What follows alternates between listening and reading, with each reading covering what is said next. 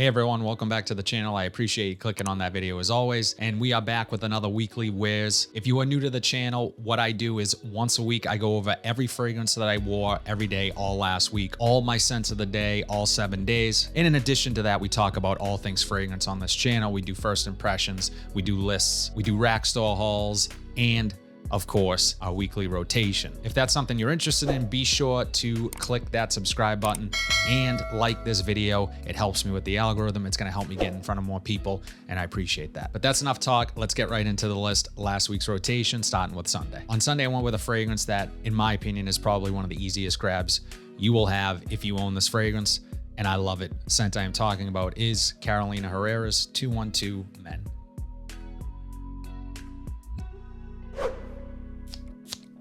Perfect scent. This thing is just crisp, clean, and green. It is reminiscent of the 90s. It smells like the late 90s, but in the best way possible. It has sort of that throwback feel. Doesn't have a ton of ambroxan or anything like that, but it's just super fresh and clean and an easy grab out of the shower, everyday signature scent type stuff. Beautifully blended. It sort of interweaves vetiver and citrus. It has an earthy feel. There's sage in here. It is slightly powdery from the violet, but I think that just adds a really classy element to this fragrance. That violet, it's a bit sweet. It adds the powderiness, and it's perfect. It works beautifully with the rest of the notes in this. Alberto Marias, one of the perfumers on this, and at the time in the 90s, he couldn't miss, and he did not miss with this one. And I can understand why this would be many people's signature scent and a fragrance that could be the only fragrance that you own, because it's that damn good. It's still relevant, still smells incredible today in 2022. And I'm happy to have it in the collection. Carolina Herrera's 212 Men. On Monday, I went with a cooler weather scent. The weather is changing a little bit here in New England. We're getting some warm days and we're getting those cooler days mixed in as well. Monday just happened to be a cooler day, so I went for Mugler's Pure Malt.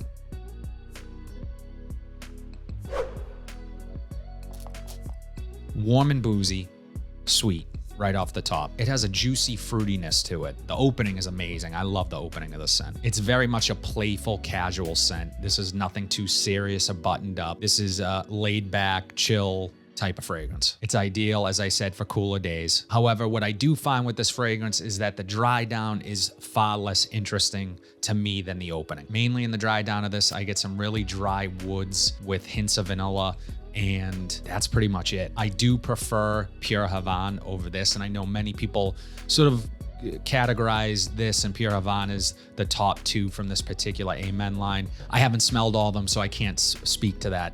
But I have smelled Pure Havane, which I own, and I own Pure Malt, and I do tend to lean more towards Pure Havane. Doesn't mean I don't like this scent. It's just okay performance.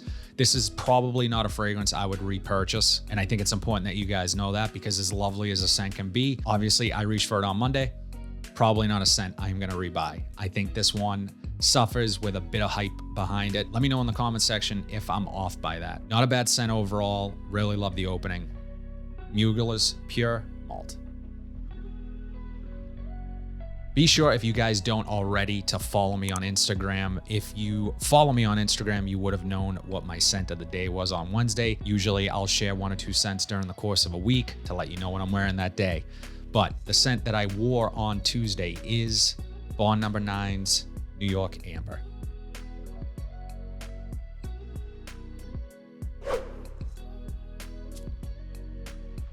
So as soon as this fragrance is sprayed in the air, just a lovely scent I'm getting immediately. The rose, this really strong medicinal oud, and the saffron. So those 3 notes really are the story of this fragrance from beginning to end. And that's not a bad thing. I find it to be a quite interesting, powerful, bold scent. The opening can be harsh. This is not a fragrance that you're gonna spray on and smell right up to it.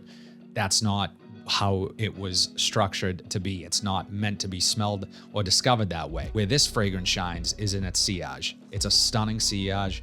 It's incredible. It lasts all day. This thing just pumps off of you.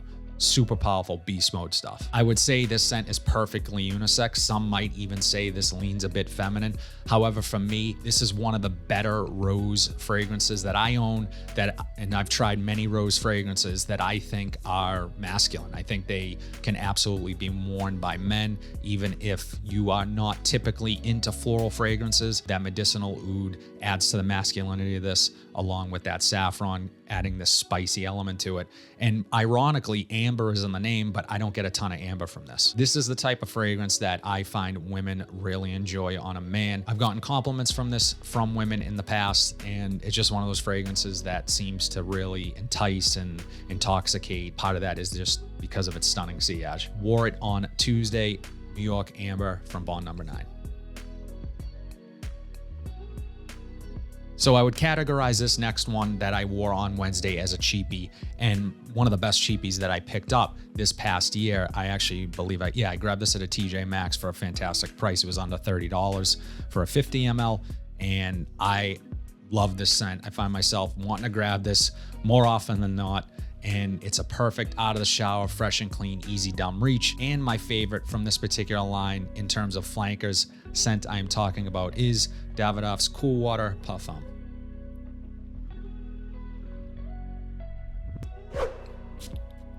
Just really beautiful scent. It's sweet, it's peppery from that pink pepper. It has very little connection to the OG Cool Water. So if you're expecting Cool Water, or you wore Cool Water for years, and you just are expecting a stronger, more longer lasting, deeper version of Cool Water, that's not this. This is closer to Dior Sauvage than it is the original Cool Water. I can understand the comparisons to Dior Sauvage, but I don't think they smell that much alike. I think this has far more vetiver in it. It has this earthiness to it that I really love. This is super mass pleasing, unbelievable performer, great projection, longevity.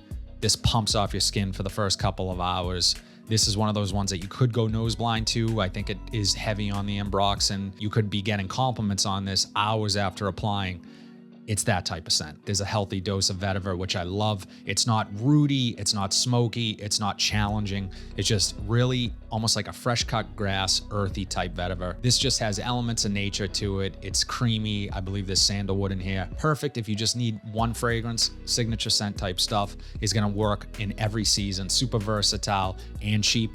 Can't go wrong with Davidoff's Cool Water Parfum.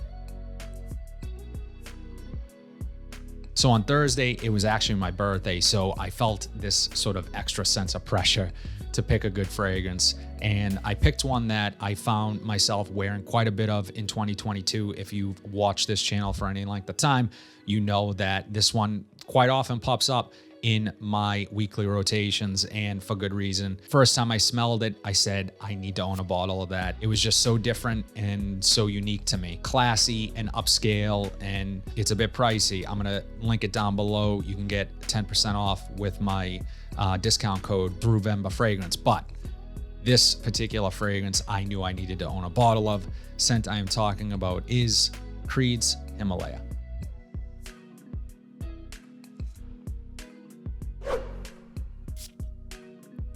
This is literally cool, fresh, crisp, like mountain air. Like, imagine the sun just hitting the side of a mountain, a snow-capped mountain, melting away the snow, and there's just revealing this lush green grass underneath. You get all of it, and it just, the name is perfect for what I get from this fragrance. It's ozonic and slightly grassy and woody, and sort of is reminiscent of some fragrances from the 90s, but I still think it has a contemporary feel to it, almost a timeless feel to it, and I can't ever imagine this not smelling good. This is another signature scent worthy type scent. It has a beautiful use of ambergris, and I just love it. I think it's one of the more underrated, underspoken about Creed fragrances that you tend to see talked about. This one I don't think gets enough love, and I love it. So I'm always excited when I see others talk about it, because I believe that this could be my top 3. It is my top 3 favorite Creeds of all time. The only drawback to this fragrance is that it's fleeting. It doesn't last very long. I maybe get 4 or 5 hours from it. And you may say, well, you're paying all this money for it to last 4 or 5 hours. But you know what? I knew once I sprayed it, and knowing nothing about the performance, I needed a bottle. It smells that good. And sometimes, you know, you just have to me, the scent is more important than performance. Yes, it's great if you get fantastic performance from a fantastic smelling fragrance. That's just a bonus. But for me, the scent alone is worth the price. And I love this one. Creed's Himalaya.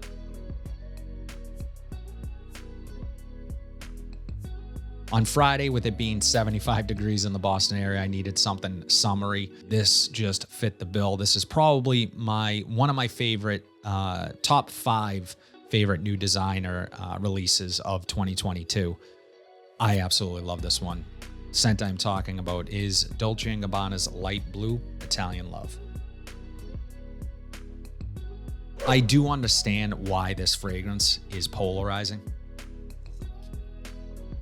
It's that bitter, rindy grapefruit up top that I think isn't gonna appeal to everyone. This does get compared to Forever, Dolce & Gabbana's Light Blue Forever. I would disagree with the fact that they're exactly the same because they're just not. This is far more interesting to me. Forever is a great scent. The rindy grapefruit is much more pronounced, and it's much more the centerpiece of the fragrance as a whole. It doesn't really change much. This one does change. Although you do get that rindy grapefruit throughout, it's not as pronounced, it's not as in your face, and it's blended with other aspects. This is more sparkly, it's effervescent, it's intoxicating. This, barring Forever, doesn't smell like anything else, which is why I give a ton of credit to Dolce & Gabbana for creating this and taking a chance. Now, although this is limited, I think you can still get it fairly easy. I'm going to be sure to link it down below. This will be one of those flankers that's more difficult to find as the years go on. I would encourage you to try this if you can and really give it some time. This is a beast in the summertime and warm weather. This performs fantastically, lasts all day. Wafts of it, waves of it as the day goes on. You will be reminded of what you're wearing, and I think it smells incredible. As I said, a bit polarizing. It doesn't smell as friendly or mass-pleasing as most fragrances you're used to. This is not Dylan Blue, Bleu de Chanel. This is not, Versace Pour Homme. This is going to be a little different, which is why I love it. Wore it on Friday. Dolce & Gabbana's Light Blue Italian Love. Finally, on Saturday, I went with a fragrance that I've been excited to wear for some time. I think it is an incredible cool weather scent, and it was a bit cooler on Saturday. For under $25, this can be had, and it's popping up at the rack stores, mainly Burlington, but this thing is awesome. The scent I'm talking about is Banana Republic's Tobacco and Tonka Bean. Now, there is some hype surrounding this fragrance, and for absolutely great reason. It's a sweet, woody tobacco, creamy vanilla. The plum is incredible in this. I get mainly the plum note. There is a pear note as well, but I don't get much of the pear. This really walks the line of designer and niche. This is perfectly unisex. It's playful, much like Pure Malt. I sort of classify that as being a really playful scent. I would say that this is a great daytime to nighttime scent. Wore it during the day and I thought it worked beautifully. I do sort of imagine this is more of a night in type fragrance, sort of hanging out on the couch with your significant other, watching a movie and just kind of cuddling up and relaxing and enjoying this, because I love this stuff. And for under $25, it's an absolute steal if you can find it at your local Burlington. That's where I see them mostly, and they have been popping up again. So they're sort of in and out of stock, and then one day you'll go in and there might be 5 on the shelf. So you just have to check back periodically, and hopefully you get lucky. And if you see this one, don't pass it up. It's that good. I love it. Banana Republic's Tobacco and Tonka Bean. That's all I have today, guys. As always, let me know in the comment section below what your weekly rotation was last week. If you like what you saw, please be sure to like, comment, subscribe, share this video, hit that bell notification so you're updated whenever I upload new content. But until then, have a fantastic week, and I'll see you in the next video.